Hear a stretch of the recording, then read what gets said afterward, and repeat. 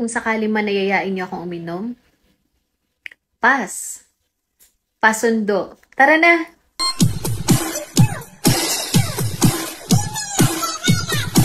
Oh! Ano nangyari sa'yo? Kaaway ako sa labas, pinagtanggol kita. Anong dahilan? Pangit ako sa ugali mo. Tapos? Eh, syempre sabi ko, hindi pangit ugali ni Kayla, yung mukha lang. Dapat talaga binugbog ka. Tama lang yan. Y tú, dime lo que bailas. Bumili ka nga ng isda kasi magsabaw tayo kasi sarap humigop ng sabaw. Saan ako bibili, be? Siyempre sa palengke, alangan sa hardware. Alis na ako. Sakto pala, hatid na kita. Saan ka pupunta? Hindi. Magkikita kami ng mga kaibigan ko kasing babae. Oh, anong problema naman? Makikita ka nila. Baka magkagusto sila sa'yo. Pogi mo eh.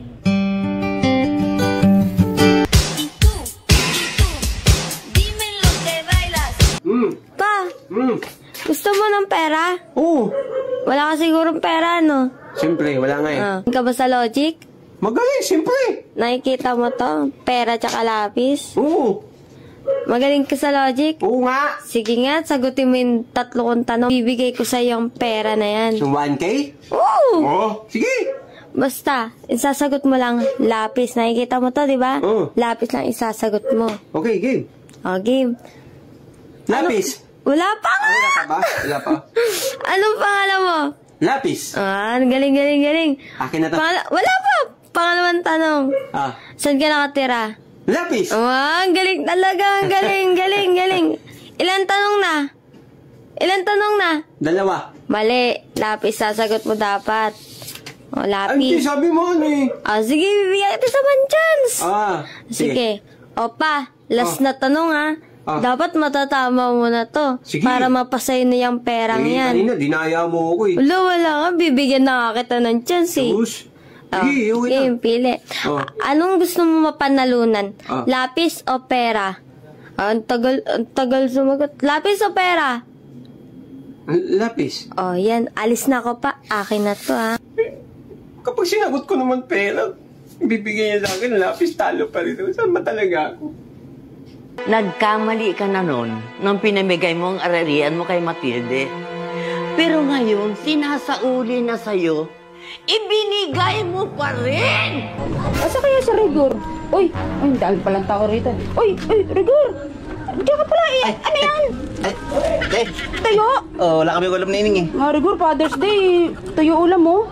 Kasi wala kami ulam eh. Wala akong diskarte ngayon eh. Kasi alam mo na wala yung mga tao ngayon. Kawawa naman si Ining. Mabubusog ba dyan sa tayo na yan? Hindi naman maarte si Ining. Ha? Hindi naman maarte si Ining. Sige, wait lang. Total, Father's Day ngayon. May bibigay lang ako sa'yo. Bibigyan mo? Pera? Mukha kang pera, Rigor. Mas maganda kasi pag pera. Marami mabibili. Hintayin mo ako dyan. Sige. Sana pera. Teka lang, Rigor, ha? May kukunin lang ako, ha? Diyan ka lang, ha? Sige, te. Uy, dahil pala mga tambay rito. Bibigay ko na lang kay Rigor to. Tama-tama to. Rigor! Eto na, Ito, te. Ano yan? Masarap yan para mabusog naman si Ining. Baka naman suluhin mo lang naman yan. Hindi, te. Baka may bayad to. May bigay ko nga lang dahil Father's Day ngayon. Ano ka ba? Wala mo na diskarte ngayon, ha? Happy Father's Day din sa asawa mo. Sige. Iprito mo yan. Ihawi mo yan, ha? Ayusin mo. Baka suluhin mo lang yan. Hindi. Tabi ko muna to. Paborito ko kasi mga tuyo. Kaya tuyo na lang lagi kami ni Ining. Wala kasi kaming pera eh. Kawawa naman yung anak mo, Rigor. Kaya mo bubuhayin si Ining? Wala kasing diskarte ako ngayon. Alam mo na, kung gusto mo, bigyan mo akong pera. Para igala ko si Ining Father's Day ngayon. Kung gusto mo, ipaampon mo na lang sa akin si Ining. Kung hindi mo kayang buhayin. Di pwede. Mahal na mahal ko si Ining eh.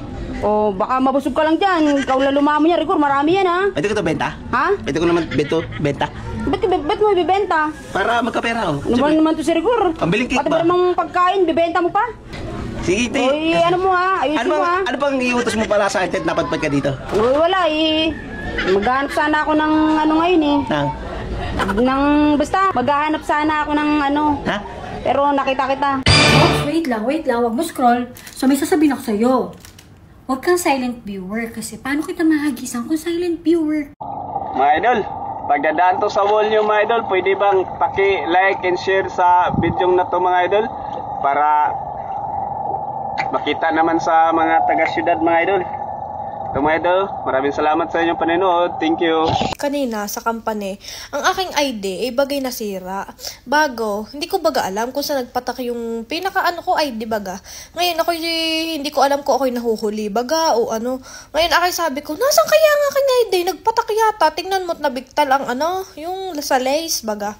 Sabi nung kasama ko, ha? Anong nagpatak? Hindi ko baga alam kung saan siya sa Pilipinas at hindi alam ang nagpatak.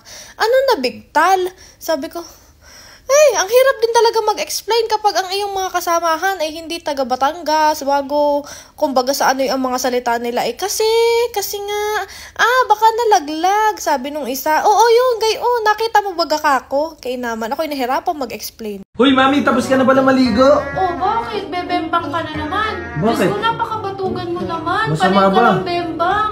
Diyos ko, maghanap ka naman ng trabaho. Wala ka nang mapakain sa amin. Tingnan ko naman, batot-balat na ako, oh. Sa ngayon yun muna paglilibangan ko kasi naghihintay pa ako ng tawag ng employer. Kapal naman yung mukha mo. Diyos ko, hindi ka muna maghanap ng trabaho. Sana pala hindi ka muna nagpamilya.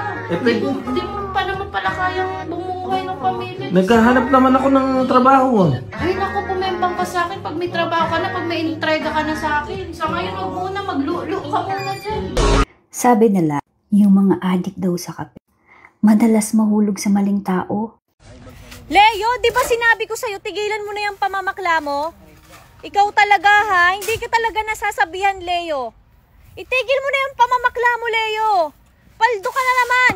Kaya pala palagi kang may pera. Palagi kang nainom. Kasi ang lakas mo pala sa bakla. Oy, bago ka na. Magbago ka na. Sabihan nyo yan si Leo, magbago na. Sabihan nyo. Huwag kang masyadong makadiyos sa Facebook. Baka account mo lang ang mapunta sa langit. Kaya saan ka galing? Galing po kung Bulacan mo. Galing kang Bulacan. Opo. Iniwanan ka ng mga kasama mo. Opo. Tapos naglalakad ka, ilang araw na? 4 na araw na ako. 4 na araw na? Opo. Nakain ka? Minsan, pag kinakapalan ko na bumukha ko para makakain ako. Minsan, isang araw daw kumakain. Ganito kuya, sasakay kita ng bus, ha? Ako na ang bahala sa pamasahe mo. Sinikit ko usap po ko sa Trabina. Ayaw po talaga. Ayaw. Saan ka sa Bicol? Nagala mo ako. Nagala ako, isasakay lang dito sa area. Oo, isasakay lang kita dyan. May 500 ba? Oo. Hindi, baka...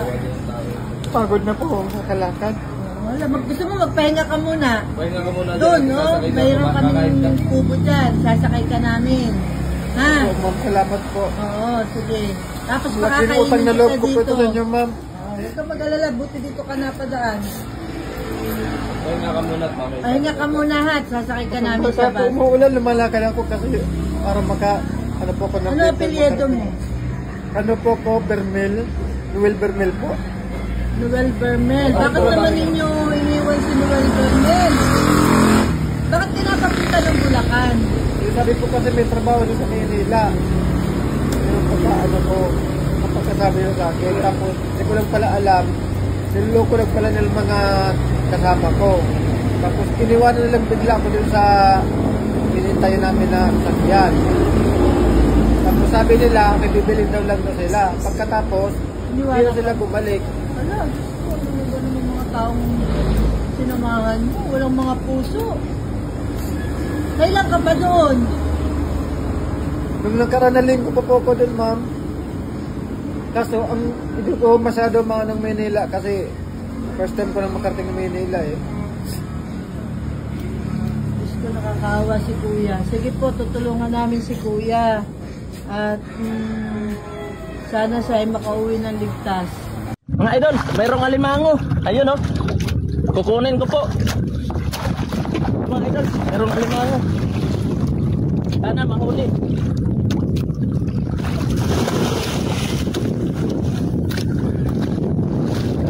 Ayun mga idol, nahuli.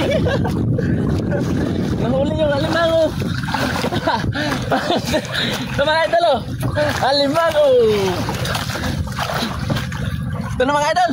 Nakahuli tayo ng pangulam natin. Alimango. Yeah. Alimango mga idol. Yan ha. Yan. Alimango. Ang taba nito mga idol.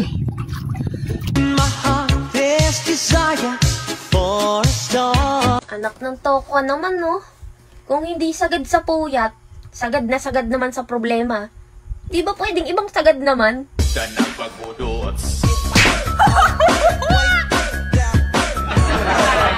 Pag ikaw, bumalik ka sa akin ng iyak-iyak, tingnan mo, tatanga-tanga kasi. Ako yung kausap ko. Putik. Juwon, ano na? Tatanga-tanga ka kasi. Sinabawan mga kalambat yung luto ko dito. Ito po, isda po ito na batalay. Ito, laki nito. Nahuli po ito sa kawin. Mga 2 kilo na siguro ito eh. Pagdating naman namin sa terminal ng Balinguan, nakabili naman po kami nitong buko pa, 15 pesos naman po ang isa. Kaya bumili nga kami ng 2 piraso dahil sa mura na nga ito. Isa nga rin ito sa mga gusto kong pagkain. At napakasarap nga nito guys. At mamaya-maya ngay buwaba na kami ng bus. Dito ngayon nakita namin si ate nagtitinda ng flying fish. 160 pesos daw po yung per kilo nito. Yung katabi naman niya ay nagtitinda ng prutas. Itong pakwan naman ay 40 pesos kada slice. Kaya bumili nga ako ng 1 piraso. Pagkatapos ay naglakad na nga lang kami papunta ng kanilang port area. Dahil sa malapit nga lang ito sa kanilang terminal ng bus. 252 pesos naman po yung nabayaran namin kada isa. At 15 pesos naman po yung kanilang terminal fee.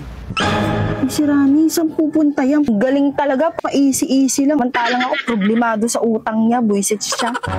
Mamaya ka lang pagbalik mo.